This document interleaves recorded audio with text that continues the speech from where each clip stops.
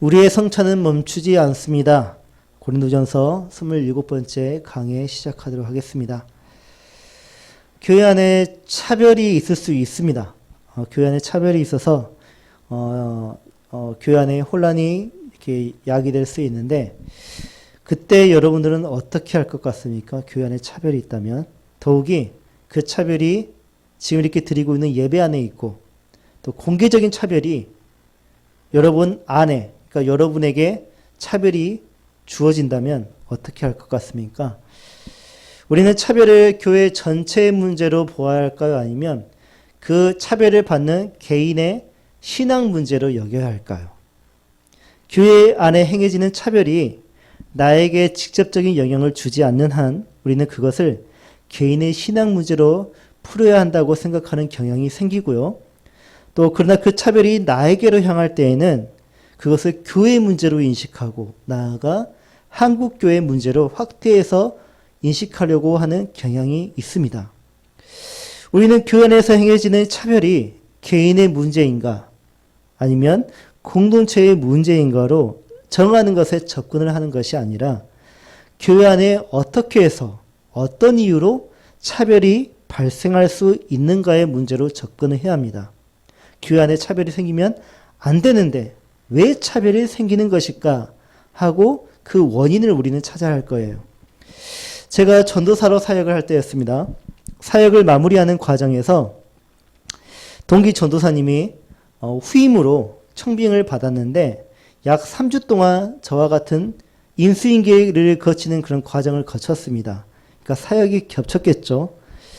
어느 날 담임 목사는 그 전도사를 자신의 차에 태우고 교회에서 1시간 정도 거리가 되는 그 동기 전도사의 부모가 경영하시는 그 사업 가게인데 그 가게에 직접 방문을 했습니다. 그리고 며칠 전 그 왜 방문을 했냐면 며칠 전 그 전도사의 아버지가 교회 지근거리에 있는 장례식장에 왔다가 목사님을 뵈러 교회에 왔는데 마침 목사님이 출타 중이어가지고 만남을 이루지 못했거든요. 그러니까 그 소식을 듣고 담임 목사님이 전도사를 이렇게 자신의 차에 태우고 부모님한테 직접 갔던 겁니다. 근데 그렇게 전도사의 부모를 뵙고 돌아온 그 다음날 그 전도사를 부르는 담임 목사의 표현이 저한테는 너무 생소한 거예요. 이렇게 불렀습니다. 우리 전도사님은 어떻게 생각하십니까? 네. 우리 전도사님. 우리 전도사님이란 말이 귀에 확 들어왔어요. 왜냐? 그동안 한 번도 들어보지 못한 표현이었거든요. 저한테도 우리 전도사님 그런 표현 한 번도 써본 적이 없는데 그 단어가 너무 어색하게 들렸어요. 제가 받은 차별은 이 표현 때문이 아닙니다. 제가 받은 차별은 다른 것에 있었어요. 제가 그 교회에 부임한 지 얼마 되지 않았을 때였습니다. 아직 교회 성도의 이름도 모르고 얼굴도 잘 모를 때 담임 목사는 저에게 그 정교인 야유회 진행을 맡겼습니다. 그날이 공휴일이라 저를 보기 위해 가족들이 목포에서 왔어요. 가족들은 정교인이 마실 수 있는 음료수를 가지고 인사를 했습니다. 그리고 저는 담임 목사에게 제 가족들을 소개했죠. 당시 어머니는 병원에서 수술을 받은 지 얼마 되지 않아서 거동이 불편한 상태로 오셨습니다. 담임 목사는 짧은 인사를 나누고 그리고 만남을 끝내셨고요. 가족들은 제가 사역을 원활히 할 수 있도록 얼른 자리를 피해 주었습니다. 그러나 담임 목사는 그 어떤 인사도 그리고 감사하다는 인사도 하지 않았습니다. 그때 일을 생각해 보니 차별이 느껴지는 것이에요. 우리 가족은 이렇게 어떻게 보면 홀대하고 전도사의 부모님은 마치 거기까지 일하는 그곳까지 찾아가가지고 인사를 드리고 오고. 그래서 제가 너무 좀 당황스럽기도 해서 그날 밤 동기 전도사에게 장난식으로 한번 물어봤습니다. 웃으면서. 목사님이 전도사님에게 대하는 태도가 진짜 다르다. 나한테는 한 번도 우리 전도사님이라고 해본 적이 없는데 전도사님한테만 우리 전도사님이라고 한다. 혹시 부모님이 목사님에게 천지 준 거 아니냐 하고 제가 물어봤어요. 그랬더니 수긍을 하더라고요. 우리 아버지라면 그렇게 하셨을 거라고. 제가 느낀 차별에는 그와 같은 이유가 있었던 것이에요. 차별을 해서는 안 되지만 우리는 저마다 각각 차별을 하면서 살거든요. 차별하지 않는 사람은 없습니다. 개개인마다 대상이 다르고 정도가 다르겠지만 우리는 차별을 합니다. 그러나 결코 차별을 생각할 수도 허용해서도 그리고 그것을 방관해서도 안 되는 영역이 있는데 그 영역은 다름 아닌 예배입니다. 예배를 드릴 때에는 차별이 절대 있어서는 안 돼요. 그러나 고린도 교회 안에는요, 고린도 교회는 예배 안에서 차별을 두었어요. 그 다음에 그들 안에 어떤 차별이 발생했는지, 그 차별이 발생한 원인에는 무엇이 있었는지 한번 알아보도록 하고, 그리고 우리의 예배 안에 그와 같은 차별이 발생하지 않도록 우리는 주님의 교훈을 듣고 순종하면 좋겠습니다. 앞서 사도 바울은 고린도 교회가 전통을 지키는 모습을 보고 칭찬을 했습니다. 정말 잘한다 너희들. 그렇게 하는 것이다. 라고 했는데 예배를 드리는 태도에 관해서는 너에게 칭찬할 것이 없다라고 단호하게 말합니다. 왜냐하면 예배를 드리는 그 모임 안에, 그 공동체 안에 분쟁이 있었고 무질서가 있었기 때문이죠. 그 분쟁과 무질서는 성찬을 할 때 여실히 드러났습니다. 당신의 성찬의 모습은, 성찬식의 모습은 지금 우리의 성찬식과 달라요. 지금 우리는 성찬을 시행할 때 카스테라 같은 그런 빵 덩어리를 아주 잘게 잘라가지고 아주 소량으로 우리가 그것을 집어 먹잖아요. 그리고 포도주 역시 아주 소량입니다. 그렇지만 당시에는 음식으로서 먹을 만한 양의 빵과 포도주를 내놨고 그것을 먹고 마시면서 성찬식을 했단 말이에요. 우리에게 또 빵과 포도주는 일상에서 먹는 그런 음식이 아닙니다. 하지만 당시 사람들에게 빵과 포도주는 집밥이었어요. 집밥. 포도주도 항상 먹는 거였고 그리고 빵도 주식이었습니다. 그래서 양적인 부분에서 확연히 달랐겠죠.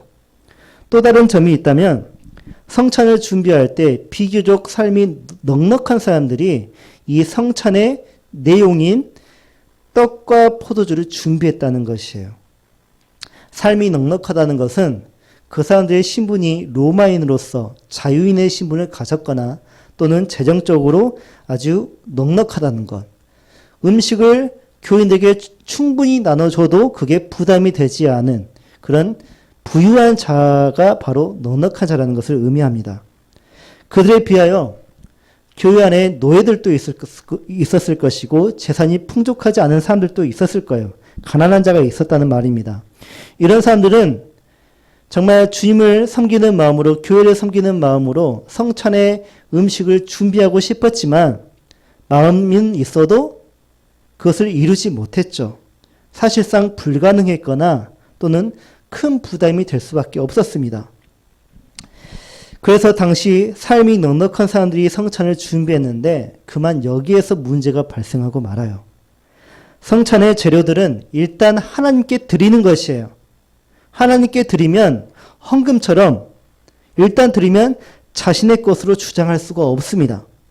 그런데 성찬을 준비한 사람들이 성찬을 위해 내놓은 그 음식을 여전히 자신의 것으로 여기면서 성찬이 시행되기도 전에 배가 고프다는 이유로 그것을 먹고 마셨고 성찬식이 진행될 때는 음식이 부족하게 되었고 더러는 어떤 자들은 이미 너무 많이 마셔가지고 취한 자들도 있었습니다.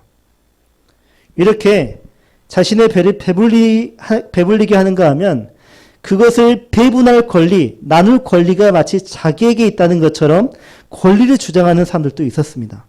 이로 인해 음식을 가져온 사람과 그것을 가져오지 않은 사람들 사이에서 심각한 차별이 생긴 것이에요.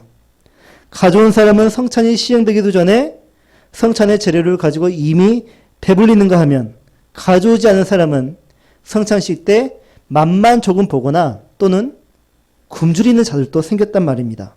그러니까 성찬에 참여하지 못하는 경우도 생겼단 말이에요. 상황이 그려지죠. 넉넉한 사람들이 먼저 성찬을 준비한다고 가져왔다가 시행되기도 전에 막 먹어요. 먹고 마셔요. 그리고 이제 뒤늦게 오는 노예로 일을 하다가 이제 예배 드리러 오는 그 사람들, 밖에서 일하다가 고된 노동을 하고 돌아온 사람들, 이제 그 사람들이 성찬을 기대하면서 오는데 이미 자기들이 넉넉한 자들 다 먹고 나서 빵빵해진 배를 딱 보여주면서 우리 이미 먹었는데? 하고 과시하는 거고, 트름을 꽉 하면서 나 포도주도 넉넉히 먹었는데? 하면서 과시하는 거예요. 그러나 이에 비해 넉넉하지 못한 사람들은 어떻게 되는 거예요? 거기에 사람은 많은데 성찬의 분량은 음식은 적어져 있고 너무나 배가 고파서 먹고도 싶고 그러는데 분량이 적다 보니까 어떻게 하겠습니까? 그 사람들이. 그것을 배분할 권리가 있다고 생각하는 사람들에게 구걸을 하는 것이에요. 이게 성찬의 그들의 모습이었습니다. 결국 성찬에 참여하려면, 성찬에서 나름 은혜를 누리려면 성찬을 준비하는 사람에게 잘 보여야 하는 상황이 생기는 것이에요. 더욱이 나중에 성찬에 참여하는 사람들은 노예의 신분이거나 아니면 사회에서 고단한 그런 고된 노동을 하는 사람들인데 사회에서 얼마나 그들이 부당한 대우를 받겠으며 또 존중을 받지 못하지 않겠습니까? 그런데 교회에 와서도 똑같은 대우를 받는 거예요. 존중받지도 못하고 공평한 대우도 받지도 못하고 형제라 불리지도 못하고 억울한 삶을 사는 거예요. 교회 안에서도. 이에 사도 바울은 고린도 교회가 성찬의 차별로 인해 교회 안에 다음의 것들이 깨져버리고 말았다라고 지적을 합니다. 첫째, 성도의 품위가 깨졌다. 둘째, 교회의 영광이 깨져버렸다. 셋째, 성도의 교제가 깨졌다. 이렇게 세 가지가 깨졌대요. 넉넉한 자들은 자신의 집에서 얼마든지 배불리 먹고 올 수 있잖아요. 근데 유치한 행동을 하는 거죠. 굳이 교회에 와서 꼭 먹는 거예요. 그러면서 배를 과시하고 트름을 하면서 과시하고 성도의 도리와 위신에 맞지 않은 행동을 한 것입니다.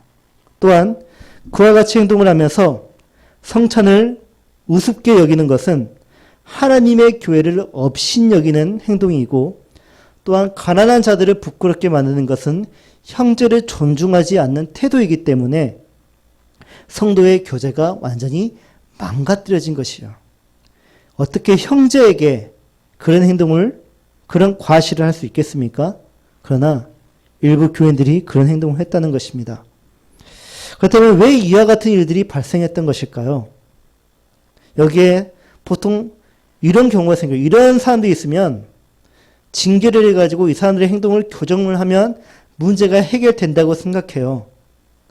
그러면 진짜 넉넉한 사람들의 그런 교만한 행동을 교정을 하면 성찬의 문제, 교회의 그 깨진 것들은 다 회복이 되는 것일까요? 아닙니다. 문제의 근본적인 원인은 그들의 과시하고자 하는 교만이 아니라 성찬에 대한 무지, 바르지 못한 지식을 따른 그런 행동에 있습니다. 그래서 바울은 그들의 문제가 무엇인지 지적을 한 다음에 성찬을 가르치는 것이에요. 이게 바로 성찬의 의미이고 성찬의 바른 시행이다. 이것을 가르치는 것입니다. 그렇다면 성찬은 무엇이고 성찬을 바르게 시행할 때 교회는 어떻게 될까? 지금부터 그것을 알아보도록 하겠습니다. 성찬은 교회가 만든 예식이 아닙니다. 교회가 만든 전통이 아니라는 말이에요. 그럼 누가 만들었을까요? 예수님께서 만든 거예요. 예수님께서 직접 제정하신 예식입니다. 바울은 그 예수님에게서 성찬을 전승받았고 자기가 전승받은 그 성찬을 교회에게 또 전승해 주는 것이에요. 이 성찬이 오늘날 우리에게까지 전승이 된 것입니다. 그런 의미에서 우리는 이 성찬이 우리 세대에 끊어지지 않고 다음 세대에게 계속 전승되도록 그들에게 가르치고 물려줄 줄 알아야겠죠. 그렇다면 여러분은 성찬을 전승받을 때 성찬에 대한 내용을 교육을 충분히 받았고 그리고 그 다음에 전승을 받았습니까? 그리고 다음 세대에게 성찬을 전승할 때 어떤 내용을 가지고 충분히 전승할 수 있을 것 같습니까? 솔직히 말해서 우리는 성찬을 전승받았다고 하기에 할 말이 별로 없어요. 왜냐하면 눈치껏 따라 했잖아요, 솔직히. 어른들이 하는 거 눈치껏 따라하고 그냥 먹고 마시고 기도하는 척하고 그리고 끝냈잖아요. 우리는 눈치껏 따라했을 뿐이지 제대로 배운 적이 없습니다. 그래서 우리는 정말 위험한 상황에 놓여 있는 거예요. 우리 또한 고린도 교회 같은 상황에 놓일 수 있다는 말이에요. 성찬과 같은 중요한 예식들을 제대로 전승을 받지 못하고 전승을 하지 못하다 보니 어쩌면 한국 교회 안에 이런 문제가 발생한 것일 수도 있습니다. 그래서 오늘 우리는 성경이 전하여 준 그대로의 성찬의 내용을 알아 전승으로까지 있게 해야 할 것 같습니다. 성찬은 주님께서 언제 제정하셨냐면 로마 군인들에게 잡혀가시기 전에 제자들과 함께 예수님이 성찬을 이루셨죠.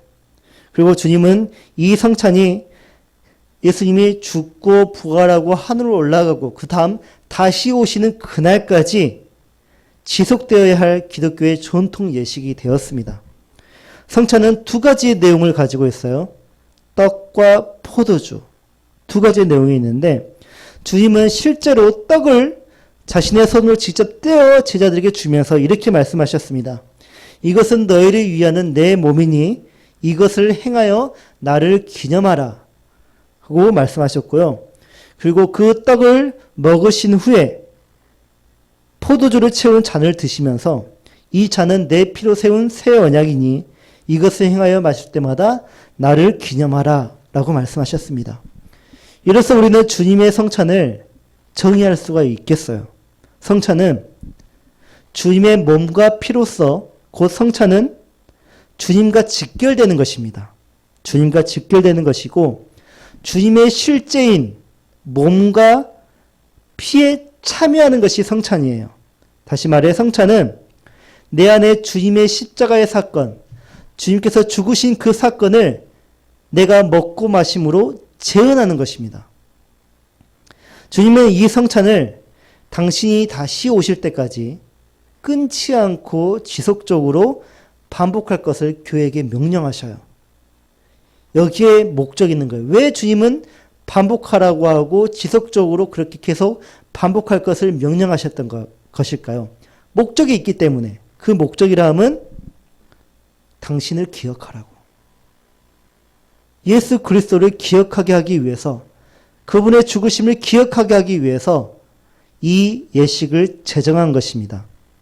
그러나 성찬의 목적은 성찬을 준비하는 사람의 권리도 아닌, 그것을 집행하는 사람의 권위도 아닌, 오직 예수 그리스도를 기억하기 위해서 성찬의 목적이 있는 것인데, 고린도 교회의 그 넉넉한 자들은 그 성찬을 통하여서 그리스도를 기억하는 것이 아니라 자신의 명예와 권리를 챙겨버렸습니다.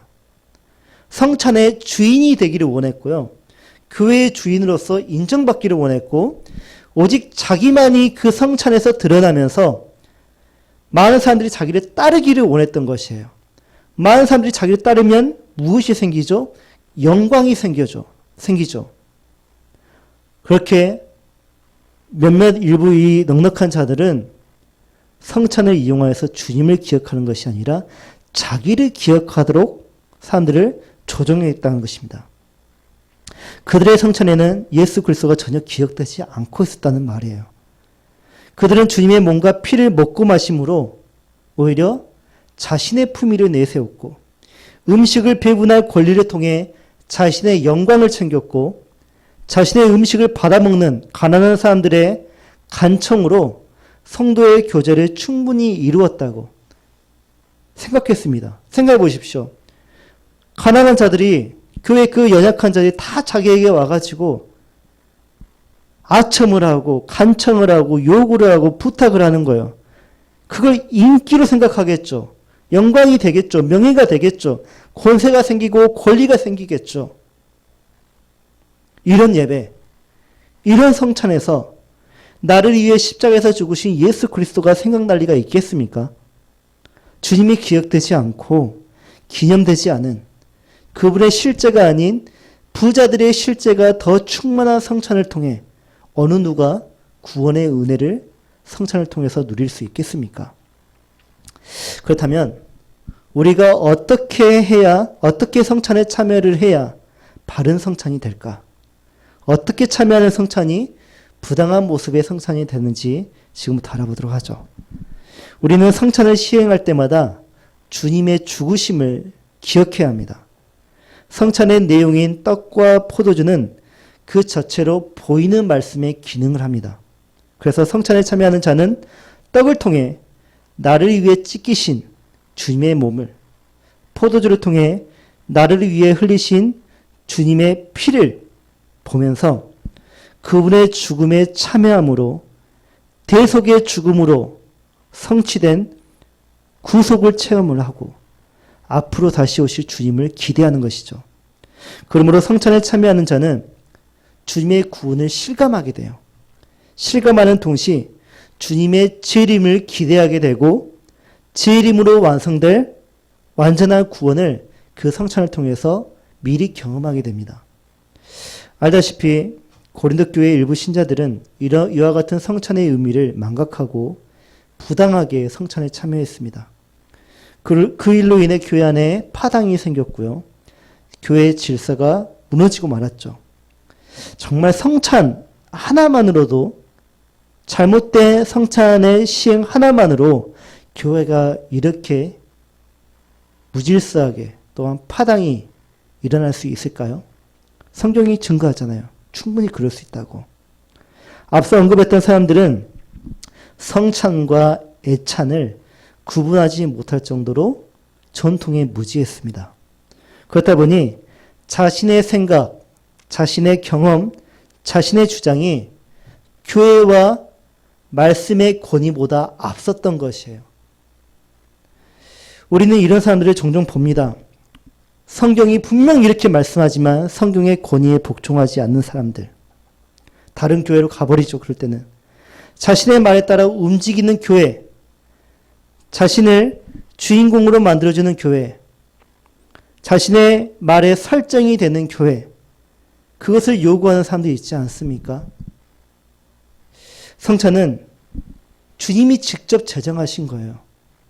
교회가 만든 그런 전통이 아니라 주님이 직접 제정하신 거예요. 성찬은 하나님의 은혜가 성도에게 전달되도록 만든 하나님께서 직접 만드신 은혜의 통로란 말이에요. 근데 이렇게 중요한 성찬을 단순히 음식 먹는 따위로 자신의 권력의 도구로 이용한다면 이 성찬은 나중에 교회의 권력의 상징이 되고 결국 사람들은 교회의 권력을 저마다 쟁취하기 위해 성찬을 차지하려고 뺏고 뺏는 일이 반복될 것입니다. 그렇다면 어떻게 성찬에 참여하는 것이 바르게 참여하는 것인지 한번 알아보도록 하죠. 딱 한 가지만 살펴보면 됩니다. 바르게 성찬을 시행하는 모습에는 딱 한 가지만 살펴보면 되는데 성찬을 시행할 때 주님의 몸과 피를 먹고 마시기 전에 먼저 자기를 살펴보면 성찬을 바르게 시행할 수 있습니다. 모든 신자는 성찬에 참여하기 전에 자신이 성찬을 받기에 합당한 자인지, 합당한 삶을 그동안 살아왔는지 먼저 자기 자신을 살펴보아야 합니다. 장로의 역할이 바로 이것이에요. 장로는 교회가 성찬을 시행하기 전에 모든 성도들을 다 신방을 해가지고 성찬을 합당하게 참여할 수 있는지 다 신앙 상담을 하는 것을 교회에다 보고를 하고 그래서 합당한 그러한 성찬이 시행될 수 있도록 돕는 역할을 하는 사람이 바로 장로입니다. 그러나 워낙 수가 많기 때문에 또 바쁜 시대에 살고 있기 때문에 생략되고 있는 부분이고 그래서 각자에게 그 책임을 맡기는 것이죠. 제가 한 목사님으로부터 들은 이야기인데 이 목사님이 목사가 되기 이전에 집사 부부로 살 때 이야기입니다. 줄 예배 가기 전 아침이었는데 부부싸움을 했대요. 심각하게 부부싸움을 했대요. 근데 그날 교회에 가보니까 성찬이 있었던 것이에요. 남편은 아침에 있었던 그 싸움이 내내 마음이 걸렸대요.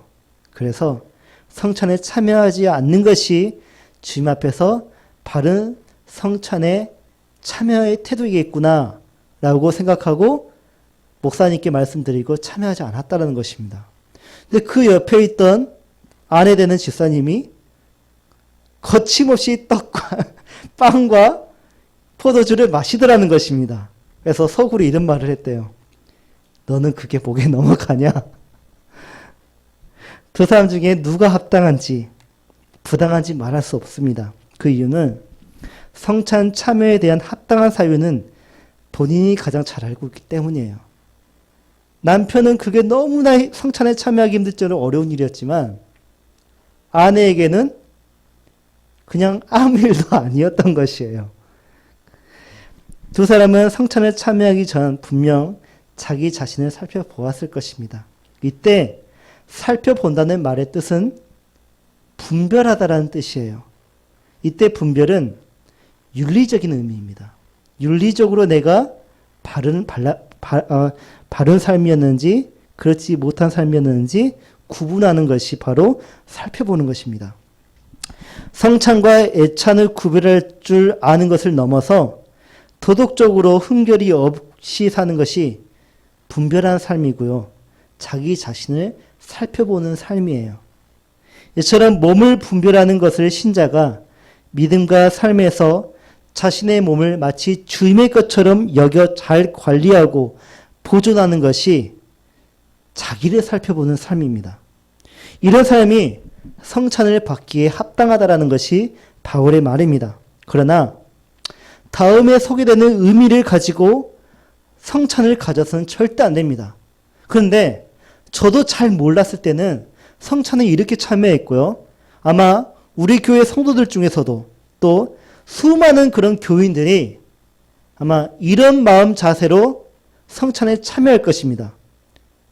어떤 마음 자세냐면 비록 내가 사회에서 교회 밖에서 불법도 저지르고 싸우기도 하고 나쁜 일도 저지르고 했지만 그리고 내 안에 아직 해결되지 않은 그런 죄로 가득 찬 그런 삶의 문제들이 아직도 많이 있지만 성찬을 통해 내가 주님의 몸인 그 떡을 먹으면 나의 그 갈기갈기 찢겨진 나의 삶은 회복될 것이고 주님의 피인 포도주를 내가 마시면 그 피가 나의 죄를 씻겨줄 거야. 그런 믿음과 그런 마음 자세를 가지고 성찬에 참여하는 것. 그것은요, 성찬을 통해 자신에게 면죄부를 스스로 부여하는 것과 같아요. 그런 면죄부 없거든요. 바울은 자기의 몸을 분별하지 못하고 성찬을 받으면 자기의 죄를 먹고 마시는 것이라고 엄중히 말합니다. 자기를 살펴보지 않고 성찬에 참여하면 그 성찬은 그 사람을 은혜로 이끄는 것이 아니라 교회 밖에서는 마음대로 살아도 돼. 어차피 성찬에서 내가 먹고 마시면 다 해결이 되니까. 그런 책임 없는 태도가 그 성찬을 통해서 드러나는 것이에요. 결국 자기 자신을 그렇게 정죄하는 꼴이 된다는 말이에요. 왜냐하면 성찬에 대한 분별력과 성찬에 걸맞은 도덕성을 갖추지 못했음을 스스로 인정하는 꼴이 되기 때문입니다. 여러분, 성찬에 사용되는 떡과 포도주가 어떤 그 안에 능력이 있어서 우리의 죄를 씻겨주는 것이 아니에요. 성찬에 참여하면 성찬이 알아서 우리를 주님의 은혜로 끌어가는 것이 아닙니다. 성찬은 그리스도를 기억하기 위한 예식일 뿐 그 자체로서 어떤 능력을 가지고 있지는 않아요. 그럼에도 불구하고 성찬을 자신의 어떤 문제를 해결하기 위해 어떤 은혜를 받고 싶어서 끌어오기 위해 성찬을 이용한다면 그것은 자신을 정죄하는 것과 같습니다. 그럴 경우 그 사람에게는 부정적인 현상이 나타나게 되는데 이 현상은 순간 왔다가 사라지는 것이 아니라 암처럼 점진적으로 발전하게 됩니다. 그렇다면 어떤 부정적인 현상들이 일어날까요? 성찬을 바르게 시행하지 못했을 때 약해집니다. 믿음이 약해지고 거룩이 약해지고 경건이 약해집니다. 또한 병이 들어요. 믿음의 병이 생기고 실제적으로 육신의 병이 생기기도 합니다. 그리고 죽습니다. 이것은 초대교회가 성찬에 잘못 참여했을 때 일어난 현상들이었습니다. 이처럼 합당하지 못한 자가 성찬에 참여하면 심판을 받게 되고 합당하지 못하다고 생각한 사람이 자기 자신을 살펴가지고 성찬에 참여하지 않으면 그 심판을 모면하게 돼요. 그러나 신자가 합당하지 못한 상태에서 성찬에 참여해 심판을 받게 된다 할지라도 신자는 그렇다 해서 구원에서 탈락하는 그런 파멸에 이르지는 않습니다. 왜냐? 하나님의 신실하심은 사람의 어떤 행위에 영향을 받지 않기 때문이에요. 다만 하나님은 당신의 백성이, 당신의 자식들이 그와 같은 잘못을 저질렀을 때 심판을 하시는 것이 아니라 너 오늘부터 내 자식 아니야! 라고 심판을 하는 것이 아니라 징계를 통해 채찍을 통해 신앙 교육을 하시면서 다시 바른 길로 인도하시죠. 우리는 그 징계도 무서운 거예요. 그래서 우리는 성찬을 할 때 온전한 예배를 위해 주님의 이름으로 모이는 모든 자리에서 차별 없이 서로를 기다려주고 배려할 줄 알아야겠습니다. 성찬을 준비했던 넉넉한 자들은 왜 성찬이 시작되기도 전에 그 음식을 먹었던 것일까? 매우 간단합니다. 이유는 배고파서요. 그냥 배고파서 먹었어요. 그러나 그들은 그것도 알아야 했어요. 내가 배고프다면 내 형제도 배가 고프겠지. 나같이 넉넉한 사람도 배가 고픈데 노예로 살고 있는 내 형제, 고된 일을 하고 있는 내 형제는 얼마나 더 배가 고플까라는 생각을 해야 하겠죠. 그래서 어떻게 해야 될까요? 그 모임에 참석하기 전에 그 음식을 가지고 오기 전에 먼저 자기 집에서 먹고 오는 것이에요. 그러면 되는 것이었어요. 그래서 사도 바울은 배가 고프다면 집에서 충분히 먼저 먹고 와라 하고 권유하는 것이에요. 그 배고픔이 형제를 시험에 들게 할 수 있고 성찬을 무너뜨리게 할 수 있기에 교회 공동체를 무질서하게 만들기에 그럴 거라면 차라리 집에서 먹고 오는 것이 지혜지 않겠느냐라고 말을 하는 것입니다. 이 말의 뜻은 네가 밥을 먹고 왔다면 이런 문제는 안 생겼어. 그러니까 앞으로 밥 먹고 와. 그 말이 아니에요. 성찬의 올바른 시행을 위해서 그 또한 자기를 살펴보고 오라는 것이에요. 배고프지 않도록. 이 육신이 죄를 짓지 않도록 자기 자신을 살피고 오라는 것입니다. 나에게 아무 일도 아닌 것이 의미도 되지 않는 일이 성찬에 참여하는 형제에게는요, 차별이 되고 비참한 일이 될 수 있고요. 그 작은 행동 하나까지 그래서 살펴보라는 것이에요. 온전한 분별은 사회의 윤리나 도덕에 근거하지 않습니다. 우리를 위해 제정하신 주님의 성찬을 바르게 이해하고 시행할 때, 그리고 그것을 전승할 때 우리 안에 온전한 분별이 가능해집니다. 그럴 때 교회는 나눠지지 않고 하나가 되고요. 무질서해지지 않고 질서정연한 하나님의 공동체가 돼요. 한국교회는 지금 어떤 것 같아요? 분리됐다면 너무 많이 분리됐고 무질서하다면 너무 많이 무질서하잖아요. 똑같은 이유가 있는 거예요. 성찬의 바른 시행이 없었기 때문에 이런 일이 생긴 것입니다. 우리는 어떨 것 같습니까? 우리 안에 정말 차별이 있다면 우리는 오늘 이 말씀을 잘 새겨듣고 실천을 해야겠죠. 기다려주는 사랑, 기다려줄 줄 아는 배려, 서로를 존중히 여기는 마음은 주님의 성찬을 바르게 알고 시행할 때 갖게 되는 주님의 성품이에요. 우리 교회도 언젠가 고린도 교회 같은 문제를 직면할 수도 있습니다. 우리의 사랑이 실패하고 우리 안에 차별이 생길 수도 있고 우리 안에 질서가 무너질 수도 있고, 그래서 당파가 생길 수도 있고, 서로를 모함하고 서로를 찢으려고 하는 그런 일이 우리 안에도 일어날 수 있습니다. 그래도 우리가 안심할 수 있는 것은 우리 안에 무엇이 계속 시행될 것이기 때문에, 주님의 성찬이 계속 시행될 것이기 때문에, 이처럼 성찬은 성도로 하여금 주님의 은혜를 체험하게 해주거든요. 하지만 성찬의 때마다 나는 그 은혜가 도대체 무엇인지 모르겠다 라고 생각이 된다면 오늘 말씀을 다시 한번 생각해 보시기 바랍니다.